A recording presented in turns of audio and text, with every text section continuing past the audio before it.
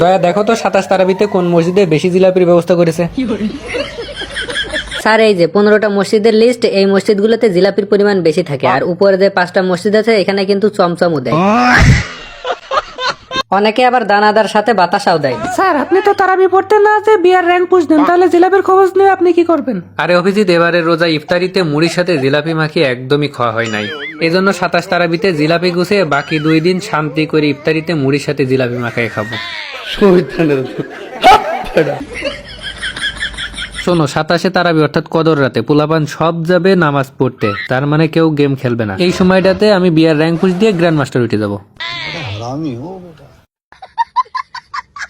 Sir তাহলে কি আপনি তারাবি পড়ে জিলাপি নেবেন না? আরে জিলাপি তো আমি নেবই, নামাজ শেষ করে মিলাদ পড়াবেন, মিলাদ পড়ানো শেষ হয়ে গেলে মুনাজাত ধরার আগ মুহূর্তে তোমরা একটা মিস কল দিবা আমার কাছে। তোমরা মিস কল দিলে আমি সাথে সাথে মসজিদে যাব, যাইয়ে জিলাপি নিয়ে চলে আসবো। এটা মানতেই হবে স্যার, বদ বুদ্ধিতে আপনার মাথায় একদম গিজে না।